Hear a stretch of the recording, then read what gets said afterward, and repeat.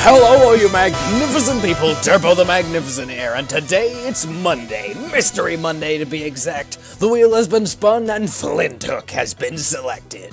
Holy frick, if that intro doesn't get you hyped, I don't know what does. I think that's probably my favorite part about the whole game, is just how hyped up the music gets you in the intro, and it's just, I only wish the game was that awesome.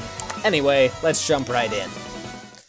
So, this is Flint Hook. It is a 2D side-scrolling, shoot-'em-up, roguelike, kind of like Binding of Isaac in a few ways, and a little bit more like Rogue Legacy. It's a bit of an odd combination of the two. So, we're just gonna go ahead and jump into a run.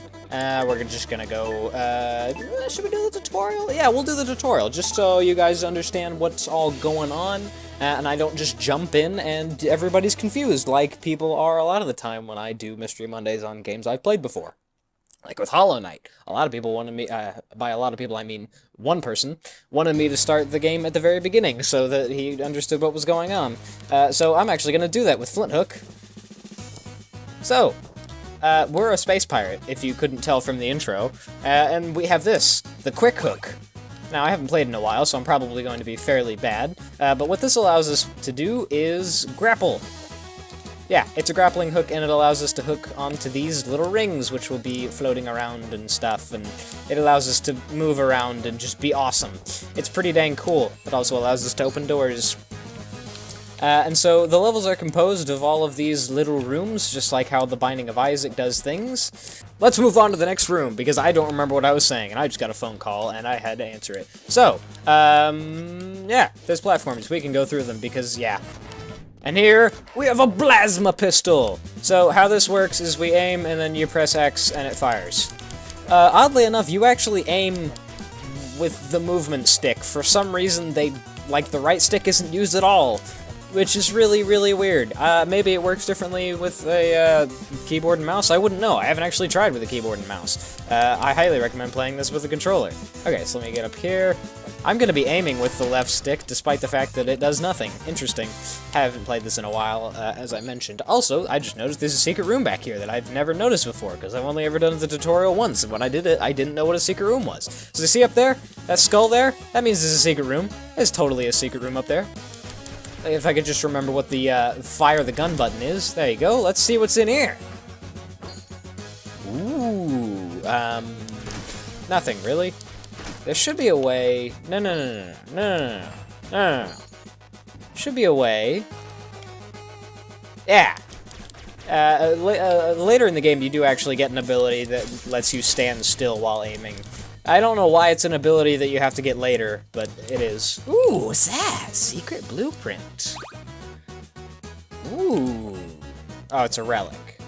Oh, so it's probably not going to do anything. Well, that's unfortunate. So, relics are just kind of things that you collect that they, like, usually they're just, like, things from the real world and stuff, like cassette tapes and records and all sorts of old things like that that don't matter anymore.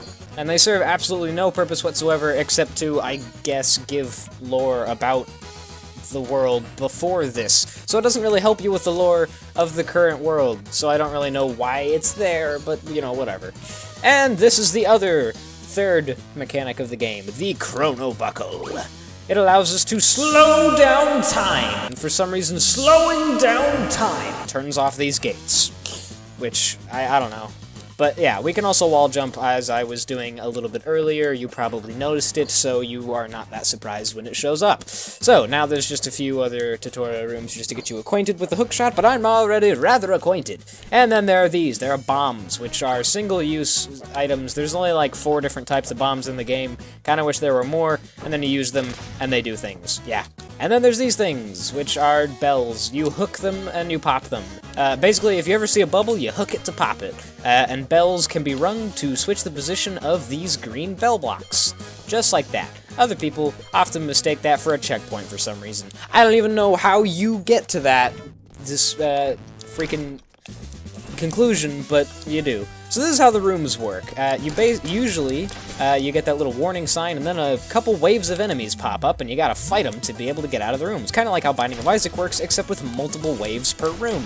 And not every room has waves. And some rooms have enemies in them without them being waves, and you don't actually have to kill them to clear the rooms. It's interesting. But there's that room clear, and every room that you clear that has enemies in it, or waves in it at least, will give you a chest, which will almost always give you a small amount of health and a bunch of money. And there is the antagonist of the game. I assume I haven't actually beaten this game, so I'm assuming he's the bad guy. He does all sorts of bad things, although for some reason he gives you that chest in the beginning. I'm not sure what his motives are or why he even exists, but that doesn't matter because now we have the final mechanic, which isn't really much of a gameplay mechanic, but whatever. This is the compass. You found Slimy, your trusty goo compass. Feed enough ghost gems to this little guy and it will guide you to your bounty in no time. So, at the end of every floor, I guess you could call it, if we're going to continue in Binding of Isaac terms, you will get a ghost gem, and depending on what campaign you select, you get all the ghost gems. It's more ghost gems for the harder campaigns, and then it will take you to the boss. It's interesting. So, this is also a bounty. You mash X, and you find out what it is. This is the first boss of the game, technically the first campaign, and it's Bad Billy Bullseye, unblinking leader of the Hardhorn clan. So, we will now move on and go and attempt to kill Bad Billy Bullseye. As we fly away, and there's creepy men with a UFO, yeah. And we've done it! We have succeeded in the tutorial and gotten things. Very quickly, I want to see what that secret blueprint is. Secret blueprint. Complex plans for a complicated contraption to be built by Gwarlock? That doesn't sound good. I'm assuming Gwarlock is the final boss / antagonist or whatever. I'm not really sure. But yeah, I don't know what that is. So we'll very quickly go over the other few things in the menu. We have the Black Market. This is where you can buy your Rogue Legacy style permanent upgrades that just give you permanent upgrades for things. Honestly, the variety is pretty lacking in this game. There's mainly just like health upgrades, get more XP, and health upgrades, and well, perk slots and health upgrades and stuff, and that's about it. Honestly, I wish there was a heck of a lot more variety in this game. There wasn't really much to keep me going with this game. But, I don't know, if you want a quick little roguelike to screw around with that you don't intend to spend much time on, go ahead and pick this one up, because this one's pretty good. It just doesn't have much to keep you going. We got challenges. These are things like dailies and weeklies, and, well, that's it. And then we have lore, which are things that you can buy occasionally, and they give you lore about the actual universe. And then you have the relics, which are, you know, things like a demon statue, and a lawless hat, and a baron cap, and a shuriken, and a telephone, and a cassette. See, I wasn't lying about the cassette tape, and a record, broken vinyl. I wasn't lying about the record either. And compact discs. Yeah, this is just a bunch of completely useless stuff. I don't know. Not really sure what purpose those serves other than for references and things to other games. So, here is the first campaign. As you can see, I have gotten all the way to the third campaign, and it looks like there are 4. This one here is just an infinite, that's just play the game until you die. That could be a lot cooler. Honestly, I think that is really lacking, but perhaps I won't talk about it in this video. So yeah, let's go kill Bad Billy Bullseye, or at least attempt it. Oh yes, booster packs. You unlock these every time you you level up and stuff, and you level up by just playing. So, oh, healing items get a whole lot stronger. Whoa, that costs 8 perk slots though. Holy pee! That's insane. Okay, so I'm just going to quickly show you the perks that I currently have. I have Pirate's Grip, become invincible for a few more seconds after receiving damage, more iframes after getting hit. Pretty dang useful in this game. This just gives me 25 more health to start with. And then I have, basically enemies just have less health, or I do more damage, whichever you choose. And move faster. I think I have one more. Nope, that's it. Great. So, oh yes, more range to the plasma pistol because it has really short range to start with. So, that's all I've got right now, and we are going to just jump into a run, freaking 13 minutes in. So, when you start, you get to choose between 3 different ships to raid, and they all have different, I guess, hazards at the bottom, or blessings, because I can't think of another word to do that. They also have a skull indicating the difficulty. So this is the hardest of the 3 ships because it has 3 skulls, but it has a cornucopia, which probably means a room full of healing items. This one has a platoon on board. I can't talk. And I'm fairly certain that means there's more enemies. I don't remember. And Tiptonius's Jones Tip Salon. There is no reason to go to that because it's just a guy that gives you a random tip that is usually completely unhelpful. So I think I'm gonna go for the harder one with the cornucopia. Probably die and look like a complete fool. Let's go. And we are in. So, as you can see, the map up in the upper right. Yes, that's the upper right. I know my lefts and rights. Wow, we've already found a secret room. Sweet. Well, not secret room, but pretty rare. I'm not really sure how to explain these rooms. They will give you an upgrade sort of based arbitrarily on what they look like. So I'm pretty sure that'll heal me, and I'm pretty sure this will give me money. Yeah, that just gave me some money. Great. Money can be spent in shops, as usual. So yeah, the map up in the top right corner is very similar to how Binding of Isaac does things. And we have our first wave room. Most of the rooms will be like this, so, you know, just sort of expect that. Exploding birds. Great, cool. And we got men that shoot things. Oh wow, that's usually an enemy you don't see for a while. One thing that I kinda dislike, but I kind of understand as well, is that enemies can shoot through walls and stuff. So, you really gotta watch out for that. That's not really something that's typical to a lot of games, but for some reason this one has it. Whatever. So as you saw there were a few enemies in there, but there were no waves, so I didn't technically have to kill those guys to clear that room. But this one, which had the warning beforehand, will spawn multiple waves, and I do have to kill them all in order to leave. I hope that makes sense now. It's only like the 3rd or 4th time I've explained it. I love over-explaining things. I'm so sorry. But yeah. Wow, I feel like they're throwing some harder enemies at me now. Maybe that's because I have gotten further. I don't know. I mean, it doesn't look harder because I'm just pretty much one-shotting everything. But yeah. That's another thing I don't particularly like about this game, is that enemy variety is not really a thing that this game has a lot of. You kind of see every enemy there is to see in the first campaign. I mean, there are a few unique ones later on, but honestly, most of the time it's just tougher versions of the first enemies, which is a little disappointing, but Like I said, this game probably won't last you a very long time, but the short time that it does last you is decent. It's a good time. So, I'm gonna go ahead and pick this bomb up and never ever use it, because honestly, those things are pretty dang useless, but whatever. Hello, Mr. Rabbit Man, who never ever turns around. What have you got to say? Aren't we all lost without a map? So says I, Coxswain Forthright. That's a fantastic name, by the way, Coxswain Forthright. Oh, right, I forgot there's treasure in here. So, this guy, I don't think he's on every floor, but he gives you a map, and basically, well, now the map's revealed. Cool. So now, we know exactly where we're going.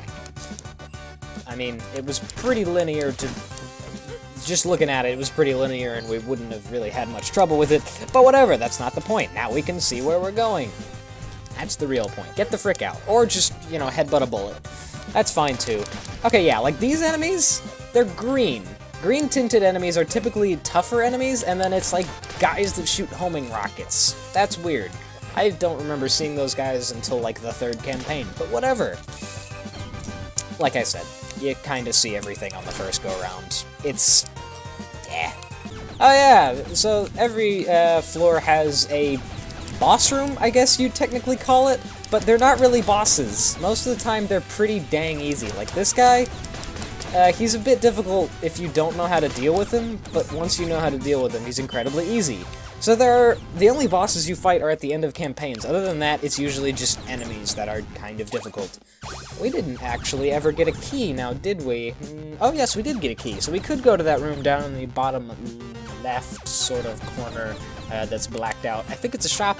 Honestly, I don't really care. We have about $500. That might be enough to get us something, but honestly, I don't really care all that much. I think we'll be fine. So, at the end of every level, you get a space shell, and you have to mash X to explode it, and inside is a ghost gem, which you feed to your adorable little compass slime, who eats it. I mean, you feed it to him, so of course he eats it. It'd be kind of odd if you fed it to him and he didn't eat it. Ugh. Either way, there it is. We're out.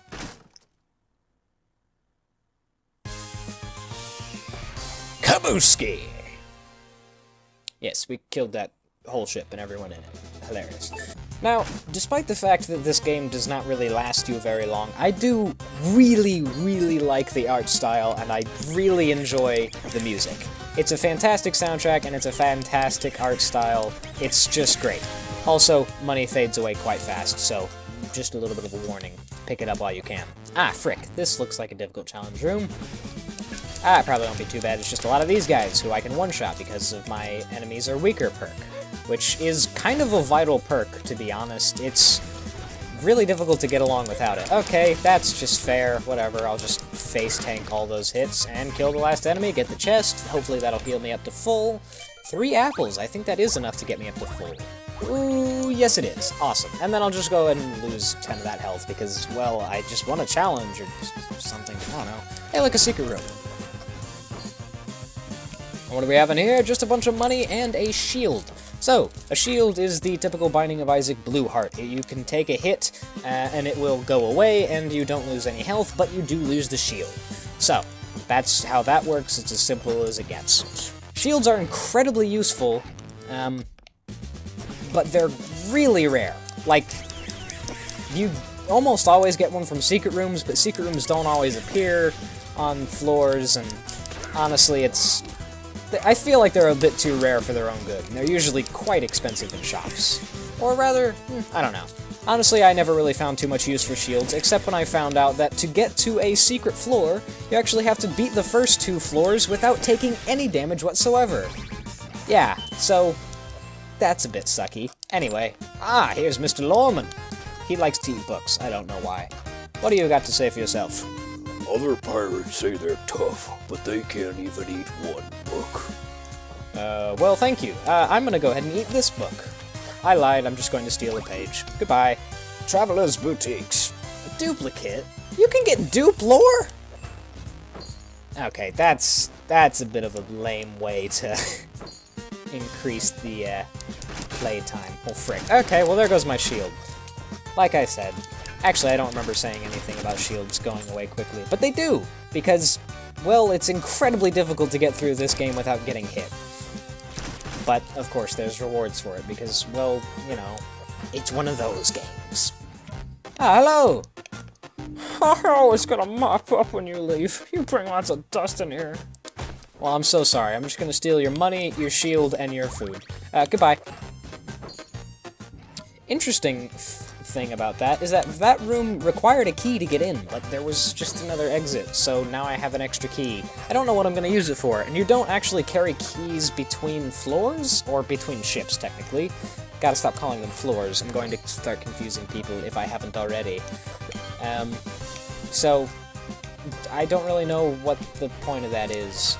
And you will always get a key if there is a locked door on the floor, so honestly, I'm not really sure what the point of locked doors are. Ah, frick. So, these are you see those little wizard dudes? Frick those guys. They put shields around everyone, and you can't kill anyone until they're dead. They're the worst. I hate them. Like I said, I hate these guys. Ah, frick. I stepped in the poison. Okay, I'm not really gonna be able to get all that money, but that's okay. I'm just gonna lose my shield there. I just realized that poison does damage through shields. Interesting. Those little poison clouds down at the bottom, they damaged me through my shield. I didn't lose my shield when I got hit by them. Great. Frick off, you wizard jerks! My goodness. Okay, everybody's dead. Let's grab the treasure, and we'll move on. Alright, so here's the boss room. You saw these enemies before, so like I said, yeah, they're just... Boss rooms aren't exactly boss rooms, they're just more of slightly more challenging challenge areas. And when I say slightly more, I really mean a lot of them are way easier than most challenge rooms. But, let's move along. So we're actually making quite good time. Ooh, so this is another one of the grenades. This is the spinning skulls. I'll pick this one up and perhaps I'll actually remember to use it. Because it's better than the bomb. Big blasts, don't know what that is, probably gonna take it because I've never seen it before. Let's go. This game may have updated since the last time I played it. Honestly, I don't know. I'm assuming that big blasts thing just means explosions will be bigger and probably deal more damage, which, oh, that means that bullets are way the frick bigger. Like, way the frick bigger. Oh, I hate these guys. Oh, I hate these guys. These guys are the freaking worst. They just barf all their babies up at you and they just suck. Luckily, they don't have a whole lot of health. So, Ah, there's another enemy that I didn't see for a very long time. And with good reason. He's kind of an interesting enemy, and I've watched a few tubers who actually weren't able to figure out how he was killed. I'll give you guys a couple of seconds to figure it out. So, here's the thing. How do we shoot him? He's spinning too fast. If only there was some way to slow him down. Yeah, it's really that easy. I've watched a couple YouTubers who couldn't figure that out. I don't know how you don't figure that out, but whatever. I'll look. They were talking during their playtime, and I had a lot of time to get used to the game without having to talk to people, so I guess I'll cut them a little bit of slack. Okay, so this is gonna suck, this is gonna suck, this is gonna suck! Ah! Oh, is this a boss room? Yes, it is. I can tell, because there's only, like, barely any enemies in it. Great. Heal me, please. Heal me good. Awesome. Also, we're just gonna go back and search for some healing, because up next is Bad Bully Bullseye himself, so we're definitely gonna need some healing. Or just take even more damage. Oh, but hey. Got a little bit of healing back. Great. So, we broke even. Let's get the frick out of here before we go even lower. Oh, I forgot the end chest gives you a little bit of healing as well. That's nice. The final ghost gem. 2 of 3. Fantastic. Or 3 of 3. I know how math works. I have not spent any of my large amount of money. That's a bit interesting. So, there we go. The compass poops out a picture of the ship we're looking for, and then we have to go and kill him. Here we are.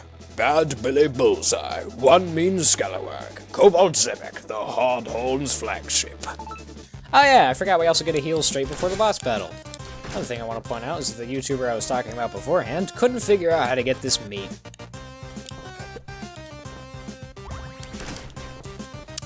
Yeah. What the frick are you doing here? Oh, I got my eye on you. Well, alright then, that was a bit creepy. Oh dear god, his dog is humongous! Okay, so here's this boss. All you gotta do is smack that bubble, and then his tail turns into a giant big old thing, and then you shoot it for a bit, and it sprouts an egg, and then Patrick Star duplicates himself twice out of it. Or, actually, I think that's something from another game, but honestly, I can't tell. It looks very familiar. Frick. Okay, and then you just gotta do that a whole bunch until he's dead. That's it. That's the whole boss. It's actually, in my opinion, probably the most well-designed boss in the game. The other bosses aren't really too much to speak of. They're incredibly difficult. Like, I've only made it to the 3rd campaign for a reason. Because I'm stuck on the boss. Because it's incredibly difficult. It's just stupid difficult to get to start with, because you have to freaking just do a million rooms and floors and crap to get all the ghost gems required, and then you have to fight the boss after you've been worn down a whole bunch, and haven't really gained much in the way of upgrades. But either way, let's focus on the boss at hand. I should probably, you know what, here's what we'll do. We will smack that, and then we will go BAM! Whoops, that was the wrong button. BAM! Spinning skulls, do your thing! That didn't do jack. Okay, well, let's get hit by that, first of all. Oh, crap. Shoot it, shoot it, shoot it. No! Shoot! Okay, got it. Great. Awesome. Only a few more hits, and then we're done. Hopefully. Frick you, Patrick Star. Frick you, Patrick Star's friend. And then that'll come up. Smack it, smack it, smack it. For some reason, it prioritizes hooking over smacking the bubble, which is a little bit annoying, but, you know, it's tolerable because I've beaten this boss before. I've actually beat him multiple times because you kind of have to come back and farm him if you want to be able to purchase a couple other upgrades, because you can't really defeat the other bosses, or at least when you're stuck on the other bosses, so that is. One problem I think a lot of the bosses have is that they expect you to rely almost entirely upon these hook shots in order to keep you airborne. And yet doing that is incredibly difficult, especially since you hookshot aim and aim your gun with the same stick. Honestly, I think the controls were a little bit poorly thought out, but that's alright. We may actually die because I'm not paying very good attention and just getting myself wrecked. Pop that bubble. Okay, I think this is the last one. Boom! Get destroyed. Or rather, your pet is now destroyed. And now you are incredibly sad. Yep, well, let's go. Turns out he was a wuss the whole time, and it was only his... Ooh, what's that? There he is! Bad guy, doing bad things. That's the only way I know he's a bad guy, because he steals whatever I'm going for here. I don't know what it is, but you know what? Let's just go. And here we are, the Grand Treasure Room, where it gives you a whole bunch of gold that you can't carry over to any other run, so I don't know why it gives it to you. I guess just so it feels a lot more epic. Anyway, here's the next bounty. You found a bounty. You're now on the trail of gold feathers. Trail the galaxy's greatest mineral pirate. And with that, we shall return to our ship and end our quest for today. Screw you, Bad Billy Bullseye! Screw you! And that is it! That is how a run of Flint Hook usually goes, and then you just move on to the other campaigns. It'll usually take you probably quite a few tries before you can get the first campaign down. But I'm slightly more experienced than you would be when very first starting out, for obvious reasons. What did we get? We got something new. Silver Bullseye, you've beaten Bad Billy Bullseye within 16 minutes. Hey, that's pretty cool. I didn't think I could do that. But anyway, yeah, we did it. So, that is going to do it for this episode of Mystery Mondays. This has been Flint Hook. If this looks like your cup of tea, go ahead and buy it. Although, if you're a bit short on cash and you're maybe trying to choose between this and another game, if that other game is Dead Cells, go get Dead Cells. Because I did at one point see someone asking about that. Which is better, Dead Cells or Flint Hook? Dead Cells will last you a heck of a lot longer, and it's not even a finished game yet. But yeah, if you just want a quick little, short little, fun little roguelike, lots of littles in there, but, you know, that's accurate, then go ahead and pick this up. So that is it for this episode. Thank you all so much for watching. Hope you all have a magnificent day. Turbo the Magnificent out.